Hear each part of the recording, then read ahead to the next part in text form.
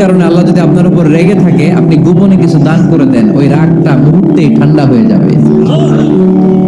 7 শ্রেণীর ব্যক্তিকে আল্লাহ তাআলা আরশের নিচে ছায়া দিবে কিয়ামতের দিন, যেদিন আকাশের সূর্যটা মাথার কাছে চলে আসবে, জমিনটা তামার জমিন হয়ে যাবে, তৃষ্ণায় মানুষের জিহ্বা বের হয়ে কুকুরের মতো নাভির সামনে ঝুলতে থাকবে, সূর্যের প্রচন্ড কিরণ আর তাপে মাথার মগজগুলো গলে গলে নাকের ছিদ্র আর কানের ছিদ্র দিয়ে ভাতের মাড়ের মতো টপ টপ করে বেয়ে বেয়ে পড়বে।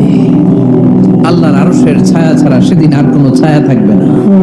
বিষ্ণু বললেন 7 শ্রেণীর ব্যক্তিকে আল্লাহ তাআলা সেদিন আরশের নিচে ছায়া দিবে। তার মধ্যে থেকে এক শ্রেণীর ব্যক্তি হচ্ছে রাজুলুন তাসাদ্দাকা বিসাদাকা ফাআখফাহা। এক শ্রেণীর ব্যক্তি হচ্ছে ওই ব্যক্তি যে গোপনে আল্লাহর জন্য দান করে। আযাব লা তা'লামু শিমালুহু মা তুনফিকু ইয়ামিনুহু, এমন গোপনে এসে আল্লাহর রাস্তায় দান করে দেয়, তার ডান হাত কি দান করেছে বাম হাত টের পায় না। ডান হাত কি দিল, বাম হাত দেখে নাই। অন্য মানুষ জানা তো দূরের কথা, এই গোপন দান আমার আল্লাহর কাছে খুব প্রিয়। এজন্য একটু দান করার অভ্যেস করেন, অল্প করে করেন। আজকে যে 5 টাকা দান করে দেন মসজিদে, 2 টাকার নোট থাকলে দান করে দেন, 1 টাকার পয়সা থাকলে দান করে দেন। দান করতেই হবে, কারণ মুত্তাকি হতে চাইলে এই দানের ধারাবাহিকতা কন্টিনিউয়াসলি এটা রাখতে হয়, এটা থামানো যায় না। সময় ভালো বেশি দিলাম, সময় খারাপ কম দিলাম, কিন্তু দিতে হবে। তোমার আর তোমার আল্লাহর মাঝে কোনো গোপন আমল আছে নাকি যেটা আল্লাহ ছাড়া কেউ জানে না? জীবনে আমাদের প্রত্যেকের এমন কিছু গোপন আমল, ইবাদত আর দান সদকা করা দরকার যেটা দুনিয়ার কেউ জানে না, জানে আমার রব আর জানি আমি। এরকম দান থাকার দরকার আছে না নাই? তোমার জীবনে এমন কোন গোপন সাদাকা আছে নাকি যেটা আল্লাহ ছাড়া কেউ দেখেনি? এই গোপন সাদাকাটা আল্লাহ খুব পছন্দ করে। এখানে মাদ্রাসা, আজকে আমার ভাই অমুক ভাই দিবেন 2 লক্ষ টাকা, বলেন মারহাবা। এটা উনি আল্লাহর জন্য দিতে পারে, মারহাবার জন্য দিতে পারে, ঠিক কিনা? কিন্তু রাতের আধারে রাস্তার পাশ দিয়ে হেঁটে যাচ্ছেন, মসজিদের দান বাক্সটা লেখা, উপরে সাইনবোর্ডে লেখা মুক্ত হস্তে আল্লাহর ঘরের জন্য দান করুন। কেউ নাই, কাক পক্ষী নাই। রাত বাজে 2টা, হঠাৎ করে পকেট থেকে 1000 টাকার বা 100 টাকার কচকচে নোটটা আপনি দান করে দিলেন। ওই দানটা 1 কোটি টাকার দানের চেয়েও বড় দান। কারণ দুনিয়ার কেউ তখন দেখে নাই, দেখেছে কে? কেউ যেটা দেখে না সেটা দেখে কে? কেউ যেটা জানে না সেটা জানে কে? সবার চোখ ফাঁকি দেয়া গেলেও আমার আল্লাহর চোখ ফাঁকি দেয়া যায়? এজন্য দান করতে হবে একজনের খুশির জন্য। তিনি কে? এজন্য রব্বুল আলামিন বলেন, মাসালুল্লাযীনা ইউনফিকুনা আমওয়ালাহুম ফি সাবিলিল্লাহি কামাসালি হাব্বা আনবাতাত 7 সানাবিলা ফি কুল্লি সুনবুলাতিন মিআতু হাব্বা ওয়াল্লাহু ইউদাঈফু লিমান ইয়াশা ওয়াল্লাহু ওয়াসিউন আলীম। সুবহানাল্লাহ পড়েন। আল্লাহ বলেন, এই যে তোমরা আমার রাস্তায় দান করো, এটার উপমা একটা চারা বীজের মতো। এই চারা বীজ জমিনে গেড়ে দিলে সেখান থেকে 60টা শীষ গজায়, প্রতিটা শীষ থেকে 100টা করে দানা হয়, প্রতিটা শীষে জন্ম নেয় শত শস্য দানা। সুবহানাল্লাহ। চারা বীজ ছিলেন না, মাটিতে ঢুকাই দিলেন, 60টা শীষ গজালো, প্রতিটা শীষে আবার 100টা করে দানা, মোট কটা হইলো? 700টা। এক চারা বীজ থেকে যেমনি 700 দানা গজায়, তেমনি 1 টাকা দান করলে এরকম 700 গুণ সওয়াব আপনার আমলনামায় ঢুকাই দিবে কে?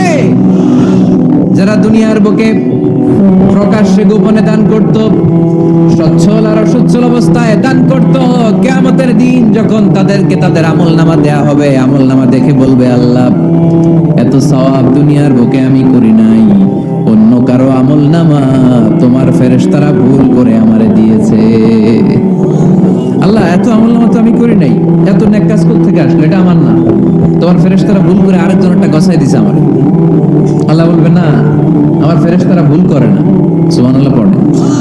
ফেরেশতারা কখনো ভুল করতে পারে না, এটা তোমারই আমলনামা, আমার আমলনামা, আমি তো এত সওয়াব করে নাই।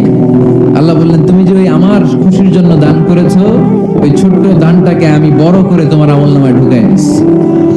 হাদিসে এসেছে, কামা ইউরাব্বি আহাদুকুম ফুলুয়া, তোমরা যেমনি ছাগল পালো, বাছুর পালো, আল্লাহ তাআলা তোমাদের দানটাকে এরকম পেলে পুষে বড় করে। তো এই যে গাভী যখন বাচ্চা দেয়, বাছুর হয়, খুশি লাগে না আপনাদের? মালিক কি করে? এটারে খাওয়ায়, খাইয়ে দাইয়ে পেলে পুষে বড় করে না কুরবানির হাটে বিক্রির জন্য। আল্লাহ বললে তুমি যে এই ছোট্ট দান করেছো, তোমার এই ছোট্ট দানটা আমি ওইটারে খাইয়ে দাইয়ে পেলে পুষে বড় করে উহুদ পাহাড়ের সমান করে তোমার আমল নামায় ঢুকিয়ে দিয়েছি। এজন্য আল্লাহ বললেন আল্লাযীনা ইউনফিকুনা ফিস সাররাই ওয়াদ দাররা, মুত্তাকিদের প্রথম গুণ সচ্ছল আর অসচ্ছল উভয় অবস্থায় আল্লাহর জন্য তারা দান করে। সুবহানাল্লাহ পড়ে। মুত্তাকিদের 2 নাম্বার গুণ আল্লাহ বললেন ওয়াল কাযিমিনাল গায়জ, মুত্তাকিরা শুধু সুখে দুঃখে সচ্ছল অসচ্ছল অবস্থায় তারা দান করে না। মুত্তাকি বান্দার 2 নাম্বার বৈশিষ্ট্য, তারা রাগকে হজম করে, ক্রোধকে নিয়ন্ত্রণ করে। সুবহানাল্লাহ। মুত্তাকিনরা অল্পতে চটে যায় না, হট টেম্পার্ড না। আমাদের অনেকে আছে হট টেম্পার্ড, কিছু বুঝলেও চাতে না বুঝলেও চাতে। ওয়াল কাযিমিনাল গায়জ, মুত্তাকিন বান্দারা রাগকে হজম করে। রাগ হওয়াটা খুব স্বাভাবিক, এটা ন্যাচারাল, এটা কি প্রাকৃতিক। আমাদের দেহে এক ধরনের হরমোন আছে, এটার নাম হচ্ছে অ্যাড্রিনালিন বলে এটাকে, অ্যাড্রিনালিন হরমোন। তো এই হরমোনটা যখন নিঃসরিত হয় তখন আমরা রেগে উঠি, এর আগে আমরা রাগি না। This adrenaline hormone triggers up your bodies fight response. এটা নিঃসরিত হলেই বডি তখন ফাইট করতে মন চায়। কিন্তু মুত্তাকি হতে চাইলে যখন তখন রেগে যাওয়া যাবে। ওয়াল কাযিমিনাল গায়জ, যুবক ভাইরা খেয়াল করে শোনো, মুত্তাকি হতে চাইলে 2 নাম্বার যে বৈশিষ্ট্যটা আমাদেরকে ধারণ করতে হবে সেটা হচ্ছে ওয়াল কাযিমিনাল গায়জ, রাগকে নিয়ন্ত্রণ করতে জানতে হবে। রাগ এটা ভয়ঙ্কর, অনেকে রাগ করতে করতে যে স্ট্রোক করে ফেলে, আছে না? হার্ট অ্যাটাক করে ফেলে, অনেকে রাগের মাথায় মারাও যায়, আছে না নাই? এটা ভয়ঙ্কর। এর আছে অনেক শারীরিক মানসিক অনেক প্রভাব, অনেক ক্ষতিকর প্রভাব আছে এই রাগের। রাগটা অনেকটা ঝড়ের মতো। কিসের মতো? ঝড় যেমনি একদিক থেকে এসে সব ভেঙে চুরে তছনছ করে লন্ড ভন্ড করে দিয়ে আরেক দিকে সাঁ করে চলে যায়, রাগও না, একদিক দিয়ে আসে সব শেষ করে দিয়ে আরেক দিকে চলে যায়, ঠিক কিনা? এর রাগের মাথায় পৃথিবীতে কত খুন খারাপই ঘটেছে, ঠিক কিনা? বাবা ছেলের মধ্যে রাগ আছে না নাই? বন্ধু বন্ধুর মধ্যে, বন্ধু কয় এটা আমারে দে, ওই বন্ধু বলে না দিব না, রেগে গেছে, কিলাকিলি ঘুষাঘুষি আছে না নাই? বাবা ছেলের মধ্যে জমি জমা নিয়ে হয় না অনেক সময়? বাবা কয় এই জমি তুই পাবি না, পোলায় কয় আমার এই দিবা তুমি। বাপে কয় না দিমু না, পোলায় কয় দিবা। বাপে কয় তোরে তেজ্য পুত্র করে দিলাম, পোলায় কয় তোমার মাথায় আমি কূপ মেরা দিলাম। আছে না? লেগে গেল, মারাত্মক ঝগড়া। হাজবেন্ড ওয়াইফের মধ্যে এগুলো আর হয় না, তাই না? রাগারাগি, খবরদার, এগুলোকে বাড়তে দেয়া যাবে না। শয়তান খালি গুতায়। শয়তান চায় কি করে ফ্যামিলিকে ব্রেক ডাউন করা যায়। শয়তান একটা আরশের উপর বসে, অন্য শয়তানরা এসে বলে আমি ওজনে কম দাওয়াইছি, কারে কিছুই করস নাই তুই। আরেকজন এসে বলে আমি সুদ খাওয়ানোর ব্যবস্থা করে দিয়ে আসছি, কারে এটা কিছুই না। আরেকজন এসে বলে মাদ্রাসায় যাচ্ছিল আমি সরাই দিছি, কারে এটা কিছুই না। আরেক শয়তান এসে বলে আমি স্বামী স্ত্রীর মধ্যে বিচ্ছেদ ঘটাই দিছি। ইবলিশ শয়তান তখন এটারে নিয়ে নাচতে শুরু করে দেয়। এজন্য স্বামী স্ত্রীর মধ্যে ঝগড়া আছে না নাই? হাজবেন্ড বলে একটা, ওয়াইফ বলে আরেকটা, আছে না নাই? ছোট্ট ঝগড়া থেকে মাথা গরম করে রাগের মাথায় তালাক দিয়ে ফেলে। এজন্য রাগ ভয়ঙ্কর। এর রাগের কারণে বন্ধু বন্ধুর সম্পর্ক নষ্ট হয়, হাজবেন্ড ওয়াইফের মধ্যে ডিভোর্স হয়ে যায়, বাবা ছেলের মধ্যে সম্পর্ক ছিন্ন হয়ে যায়। এটা ঝড়ের মতো। এজন্য মুমিনরা চাইলেই চট করে রেগে যেতে পারে। এজন্য রাগ নিয়ন্ত্রণের দরকার আছে না নাই? এজন্য আল্লাহ বললেন والذين ينفقون أموالهم في سبيل الذين ينفقون في السراء والضراء والكاظمين الغيظ والعافين عن الناس। মুমিন বান্দার মুত্তাকিদের প্রথম গুণ দান করে, মুত্তাকিদের দ্বিতীয় গুণ তারা রাগকে হজম করে। সুবহানাল্লাহ পড়ে। আল্লাহ রাসূল বললেন লাইসা শাদীদু বিসসুরআ, কুস্তি খেলে যে অন্যকে মাটিতে শুইয়ে দিতে পারে সে আসল শক্তিশালী না। ইন্নামাশ শাদীদুল্লাযী ইয়ামলিকু নাফসাহু ইনদাল গাদাব, রাগের মাথায় যখন নিজেকে যে নিয়ন্ত্রণ করতে পারে আল্লাহর কাছে ওই ব্যক্তিটাই শক্তিশালী। কুস্তি খেলে আরেকজনের শোয়ায় দিলেন, এ শক্তিশালী না, বরং শক্তিশালী তো সে যে রাগের সময় নিজের উপর নিয়ন্ত্রণ রাখে। He can control himself in the time of anger. যখন সে রেগে যায় তখন সে নিজেকে নিয়ন্ত্রণ করতে পারে, সেই শক্তিশালী। কুস্তি খেইলে আপনি হোতায় দিলেন আরেকজন, আপনি শক্তিশালী না। এজন্য রাগকে নিয়ন্ত্রণ করতে রাজি আছেন তো? এক সাহাবী এসে বলল, ইয়া রাসূলুল্লাহ আউসিনি, ইয়া রাসূলুল্লাহ, ও নবী আমারে নসিহত করেন, আমারে কিছু উপদেশ দেন। বিশ্বনবী বললেন, লা তাগদাব, তুমি রেগে যেও না। সাহাবী বললেন, আরেকটা উপদেশ দেন। বিশ্বনবী বললেন, লা তাগদাব, রেগে যেও না।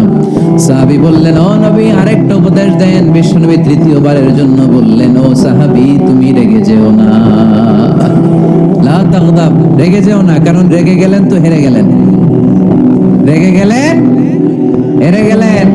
অনেকে আপনারা রাগাতে চাইবে নানা ভাবে, কিন্তু আপনি রাখবেন না। আপনার সাথে ঝগড়া করতে চাইবে, পায়ে পাড়া দিয়ে ঝগড়া করতে চায়, এরকম আছে না নাই? আপনারা রাগাতে চায়, ফুসলাতে চায়, কিন্তু মুমিনরা, মুত্তাকিনরা তারা যেন তেন কোনো কারণে রেগে যায় না। তারা তাদের রাগকে হজম করে, আলহামদুলিল্লাহ পড়ে। আল্লাহ রাসূল সাল্লাল্লাহু আলাইহি ওয়াসাল্লাম কখনো রাখতেন না, কখনো না। ওনার উপর অনেক অত্যাচার হয়েছে, উনি রাগেন নাই, উনি ক্ষমা করে দিয়েছেন। কি করেছেন? আল্লাহ রাসূল সাল্লাল্লাহু আলাইহি ওয়াসাল্লাম যখন মক্কায় নামাজ পড়তেন, আল্লাহ রাসূল সাল্লাল্লাহু আলাইহি ওয়াসাল্লাম যখন রুকুতে যেতেন, সিজদায় যেতেন, পিঠের উপরে পচা উটের নাড়ি ভুঁড়ি চাপিয়ে দেয়া হতো। আল্লাহ রাসূল কখনো রেগেছেন? কথা বলেন। তায়েফের ময়দানে দাওয়াত দিতে গেলেন, পাথর মারা হলো, তিনি রেগেছেন? বাড়ি থেকে বের করে দেয়া হলো, বাধ্য হয়ে মক্কা থেকে মদিনায় হিজরতে গেলেন।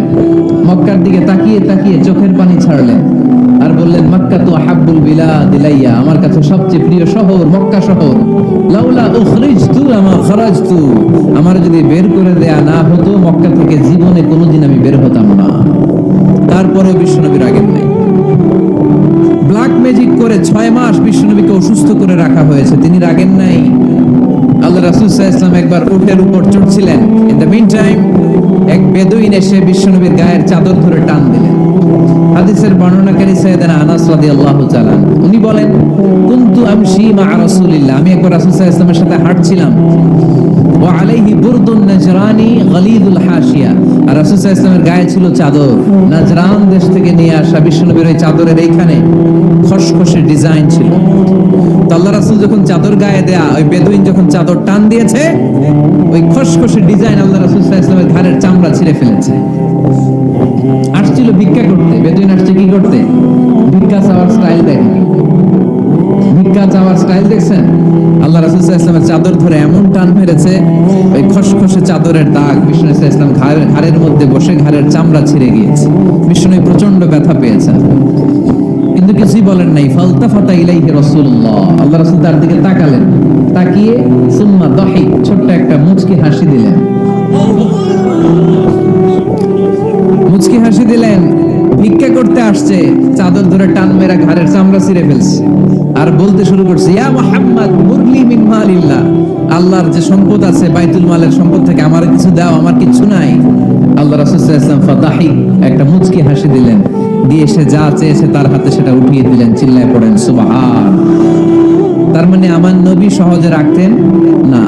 ওনার গায়ের উপর, দেহের উপর অত্যাচার করা হলে বিষ্ণু সাল্লাল্লাহু আলাইহি ওয়াসাল্লাম কখনো রাগেন নাই। মারা হয়েছে, পাথর মেরে রক্তাক্ত করা হয়েছে, পিটানো হয়েছে, আল্লাহ রাসূল সাল্লাল্লাহু আলাইহি ওয়াসাল্লাম কখনো রাগেন নাই। তবে আল্লাহর জমিনে আল্লাহর বিধান লঙ্ঘিত হওয়া মাত্রই বিষ্ণু সাল্লাল্লাহু আলাইহি ওয়াসাল্লাম রেগে যেতেন। পড়েন আল্লাহু আকবার।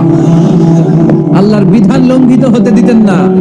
যেই লোকটা নামাজ পড়া অবস্থায় উটের পচা নাড়ি ভুঁড়ি চাপিয়ে দিলে রাগেন না, যাকে পাথর মারা হলে রাগেন না, চাদর ধরে টেনে গায়ের চামড়া ছিঁড়ে ফেললে রাগেন না, ওই ব্যক্তিটা আল্লাহর জমিনে আল্লাহর আইনের বিরুদ্ধে কথা বললে রেগে যেতেন। কারণ এটা আল্লাহর আইন, আল্লাহর আইনে সবাই সমান, আল্লাহর চোখে সবাই সমান।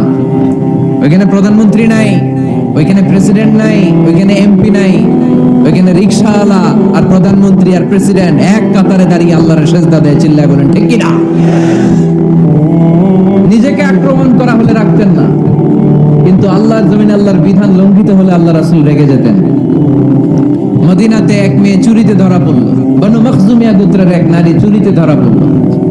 সাহাবীরা যে বললে, ইয়া রাসূলুল্লাহ অনেক বংশীয় মেয়ে, আপনি হাত কেটে দিয়েন না, মাফ করে দেন। কি করেন? আল্লাহ রাসূল সাল্লাল্লাহু আলাইহি ওয়াসাল্লামের চেহারাটা আগুনের গোলার মতো লাল হয়ে গেল, রেগে গেলেন। আল্লাহ রাসূল বললেন, এত বড় সাহস পেলে কোত্থেকে? এটা আল্লাহর আইন। চিল্লায় বলো, কার আইন? লাউ কানাত ফাতিমাতু বিনতি মুহাম্মদ সারাকাত লাকাতা মুহাম্মাদুন ইয়াদাহা। আরে বনু মাখজুমিয়া গোত্রের মেয়ে তো দূরের কথা, আমার কলিজার টুকরা ফাতেমাও যদি চুরিতে ধরা পড়তো, আমি ফাতেমার ডান হাত কেটে দিতে 1 সেকেন্ডও দেরি করতাম না। কারণ বিধানটা কার? এত মাইট দেয়া হলো বিশ্বনবীকে, এত অত্যাচার করা হলো, তিনি রেগে যেতেন না। কিন্তু আল্লাহর জমিনে আল্লাহর বিধান লঙ্ঘিত হলে তিনি রেগে যেতেন, ঠিক কিনা? এছাড়া মুমিন রাগকে নিয়ন্ত্রণ করে, এটা মুত্তাকিদের বৈশিষ্ট্য। আল্লাযীনা ইউনফিকুনা ফিস সাররাই ওয়াদ দাররা। মুত্তাকিনদের প্রথম গুণ, তারা দান করে। 2 নাম্বার গুণ, রাগকে অর্জন করে। আল্লাহ রাসূল সাল্লাল্লাহু আলাইহি ওয়াসাল্লাম রাগ কমানোর কিছু পদ্ধতি আমাদেরকে শিখিয়েছেন। 2 সাহাবী ঝগড়া লাগলো, কথার পিঠে কথা, কথার নাম লতা। ঝগড়া করতে করতে এক সাহাবী রেগে মেগে আগুন। আল্লাহ রাসূল দেখতে লাগলেন আর বললেন, ইন্নী লা আ'লামু কালিমা লাউ ক্বালাহা লা যাহাবা যা আনহু। নিশ্চয়ই আমি এমন এক বাক্য জানি, এই বাক্যটা যদি এই সাহাবী পড়ে তাহলে তার রাগ মুহূর্তের মধ্যে ঠান্ডা হয়ে যাবে। ওই সাহাবী বলল, ইয়া রাসূলুল্লাহ, বাক্যটা কি আমারে শিখিয়ে দেন, আমি চাই আমার রাগটা যেন থেমে যায়। আল্লাহর রাসূল বললেন, তুমি পড়ো আউযু বিল্লাহি মিনাশ শাইতানির রাজিম। সবাই পড়েন, আউযু বিল্লাহি মিনাশ শাইতানির রাজিম। তাহলে রাগ কমানোর দোয়ার নাম কি? সবাই বলেন, আউযু বিল্লাহি মিনাশ শাইতানির রাজিম। এটা হচ্ছে 1 নাম্বার ফর্মুলা। এটা কয় নাম্বার মনে থাকবে? রাগ আসলে এই দোয়াটা পড়বো, মুহূর্তে রাগকে ঠান্ডা করে দিবে কে? 2 নাম্বার ফর্মুলা হচ্ছে, বেশি রাগ চলে আসলে আপনি চুপ থাকবেন, কিপ কোয়াইট। অশ্রাব্য ভাষায় গালিগালাজ করবেন না। অনেকে রেগে গেলে গড় গড় করে কি যেন বলে, গালিগালাজ করে, 14 গোষ্ঠী উদ্ধার করেছে, আছে না নাই? না, এই গালিগালাজ যখন কন্টিনিউ করবেন আরো বাড়তে থাকবে আপনার রাগ। আপনি একটু থামেন, stop, relax and keep quiet. ইদা গাদিবা আহাদুকুম ফালিয়াসকুত, বলেছেন মুহাম্মদ সাল্লাল্লাহু আলাইহি ওয়াসাল্লাম। তোমাদের কেউ যখন রেগে যায়, সে যদি রাগ থামাতে চায়, সেজন্য চুপ থাকে। 3 নম্বরে বিষ্ণু ইসা ইসলাম বললেন, তোমার কার্যক্রম কমিয়ে দাও, লোয়ার ইউর অ্যাকশন। অ্যাকশন কমাও, ডাইরেক্ট অ্যাকশনে যাও না। আমরা কি করি? রাগ আসলে ডাইরেক্ট অ্যাকশন। 1 তালাক, 2 তালাক, 3 তালাক, 22 তালাক, 100 তালাক, শাশুড়ির সুদা তালাক দিয়ে ফেলা। আসেন নাই? তোর মারে তালাক, তোর 14 গোষ্ঠী তালাক। বিয়ে করছে একটারে, তালাক দিয়ে 14 গোষ্ঠী নিয়ে। এরকম ডাকাইতে আছে না নাই? ওমরে ফারুক যখন খলিফা রাদিয়াল্লাহু তাআলা আনহু, এক লোক তার স্ত্রীকে 100 তালাক দিছে। কয় তালাক? স্ত্রী এসে ওমরে ফারুককে বললেন, ইয়া আমিরুল মুমিনিন, বিচার করেন। কি বিচার? আমার স্বামী তো আমার 100 তালাক দিছে। কয় তালাক? ওমরে ফারুক বললেন, তোমার স্বামীকে ডেকে আনো। ডেকে আনা হলো। বললো, ঘটনা কি? তালাক দিবা 3টা, 100টা দিলা কেন? কয়, রাগ হয়েছিল অনেক, মেজাজ গরম হয়ে গেছিল। ওমরে ফারুক বললেন, চাই আর তালাক মিন শিআরিল্লাহ, তালাক হচ্ছে আল্লাহর শিআর, এটা কোরআনের আইন, এটা নিয়ে ফাইজলামি করলি কেন? এদিকে আয়, বিচার করি। জামাই বউরে বসায় তিনি বিচার করে দিলেন, 3 তালাকে তোর বউ তালাক, বাকি 97 তালাক তোর পিঠের উপর পড়বে। কই করবে? এবার জল্লাদ নিয়ে আসা হলো, চাবুক নিয়া, ওয়াহিদ, ইসনাইন, তালাতা, আরবা, খামসা, এক একটা চাবুক মারে আর সিল্লাত মেরে ওঠে স্বামী। কয়, সব তালাক তোর পিঠের উপরে দিলাম। এরকম বিচার যদি ওমরে ফারুকের মতো বাংলার জমিনে থাকতো, একটা বদমাইশ খুঁজে পাওয়া যেত? Lower your action. রেগে গেলে অ্যাকশন কমান, ডাইরেক্ট অ্যাকশন মেরেন না। কার্যক্রম কমিয়ে দেন। আল্লাহ রাসূল সাল্লাল্লাহু আলাইহি ওয়াসাল্লাম বললেন, ইযা গাদিবা আহাদুকুম হুয়া কায়েম, দাঁড়িয়ে থাকা অবস্থায় যদি কেউ রেগে যায়, ফালিয়াজলিস, সেজন্য বসে যায়। ফাইন যাহাবা আনহুল গাদাবু ওয়া ইল্লা ফালিয়াত্তাজি, বসে যাওয়ার পরেও যদি তার রাগ কমে না যায়, সেজন্য শুয়ে যায়। কত সুন্দর ফিলোসফার ছিল বিষ্ণু ইসলাম। এই কথাগুলোর দাম কত জানেন? ওজন কত জানেন? কিভাবে আমাদেরকে তিনি সভ্য বানাতে চেষ্টা করেছেন, কিভাবে আমাদেরকে সুখী সমৃদ্ধ মানুষ বানাতে চেষ্টা করেছেন। দাঁড়িয়ে থাকলে যদি রেগে যাও, বসে পড়ো। বসে গেলেও যদি রেগে যাও, শুয়ে পড়ো। সুবহানাল্লাহ পড়েন।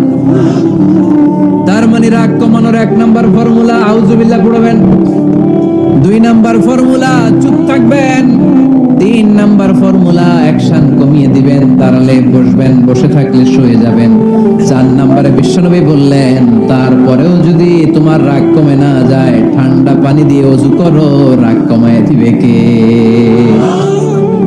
ওযু করেন ঠান্ডা পানি দিয়ে, রাগ কমায় দিবে কে? আল্লাহ রাসূল সাল্লাল্লাহু আলাইহি ওয়াসাল্লাম বলেন, শাইতান ইন্নাল গাদাবা মিনাশ শাইতান, নিশ্চয়ই রাগ আসে শয়তান থেকে। রাগ এনে দেয় কে? একটা আওয়াজ করে বলেন না, এনে দেয় কে?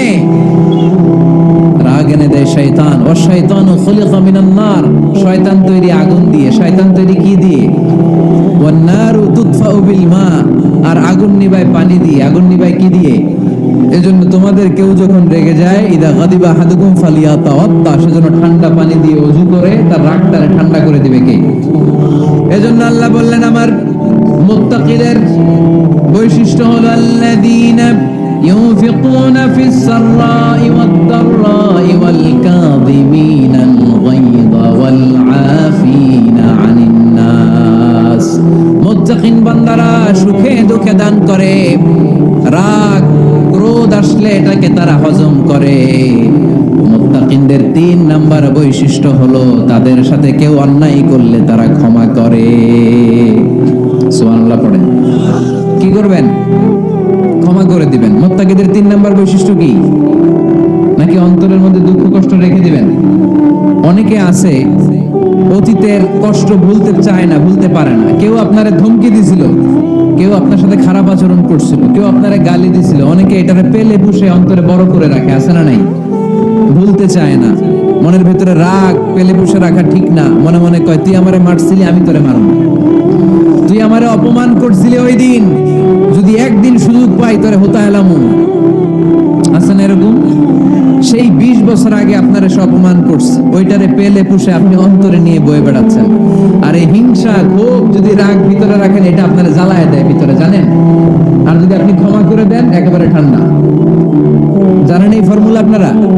এজন্য রাগ, ক্ষোভ, হিংসা কখনো অন্তরে পুষে রাখতে নাই। মা যাদাল্লাহু আবদান বিআফওয়িন ইল্লা ইজ্জান। কোন বান্দা যদি তার অন্য কোন ভাইকে ক্ষমা করে দেয়, আল্লাহ তাআলা এই ক্ষমাকারীর সম্মান আর মর্যাদাকে বাড়িয়ে দেয়। আল্লাহ তাআলা নিজে ক্ষমাশীল, তিনি ক্ষমা করাকে পছন্দ করেন। তাই আমাদের বেশি বেশি ক্ষমা করা দরকার। এজন্য এখন কেউ যদি আপনার সাথে খারাপ আচরণ করে, আপনার উপর জুলুম করে, অন্যায় করে, কি করবেন? মাফ করে দিবেন। সে আমার সাথে খারাপ আচরণ করছে, আমি ক্ষমা করতে পারি না। ও আমারে গালি দিছিল, আমি ক্ষমা করি না, কিন্তু আমি কিন্তু ঠিকই আল্লাহর কাছে ক্ষমা চাই। মনে রাখবেন কিশোরগঞ্জের ভাইয়েরা, আল্লাহর কাছ থেকে ক্ষমা পেতে হলে আগে ক্ষমা করতে হবে। আল্লাহর কাছ থেকে ক্ষমা পেতে হলে আগে কি করতে হবে? ক্ষমা করে দিতে হবে। আল্লাহুম্মা ইন্নাকা আফুন তুহিব্বুল আফওয়া ফাআফু আন্নি। হে আল্লাহ, আপনি ক্ষমাশীল, আপনি ক্ষমা করাকে পছন্দ করেন। আল্লাহ, আপনি আমাকে ক্ষমা করে দেন। কদরের রাত্রে আমরা এই দোয়া করি না যে আল্লাহ আপনি ক্ষমাশীল, আল্লাহ আপনি ক্ষমা করাকে পছন্দ করেন, আল্লাহ আপনি আমাকে ক্ষমা করে দেন। আল্লাহর কাছে আমরা ক্ষমা চাই, কিন্তু আমরা নিজেরা নিজেদেরকে ক্ষমা করতে পারি না। আপনি যদি মুত্তাকি হতে চান, আগে মানুষকে ক্ষমা করতে হবে। আল্লাহ রাসূল সাল্লাল্লাহু আলাইহি ওয়াসাল্লাম যে কোনো পরিস্থিতিতে, যে কোনো অত্যাচারের বিপরীতে তিনি ক্ষমা করে দিতেন। সুবহানাল্লাহ পড়েন। যারা অন্যকে ক্ষমা করে দেয়, এদের রাতের ঘুম ভালো হয়। যারা অন্যকে ক্ষমা করে দেয়, এরা স্বস্তিতে থাকে, এদের কোনো মেন্টাল স্ট্রেস থাকে না, এদের হার্ট অ্যাটাক হয় না, এরা স্ট্রোক করে না। আলহামদুলিল্লাহ পড়েন। আল্লাহ রাসূল সাল্লাল্লাহু আলাইহি সাল্লাম একটা ভরা মজলিসে বললেন, এখন এক সাহাবী এসে এখানে বসবে, এই সাহাবীটা জান্নাতি।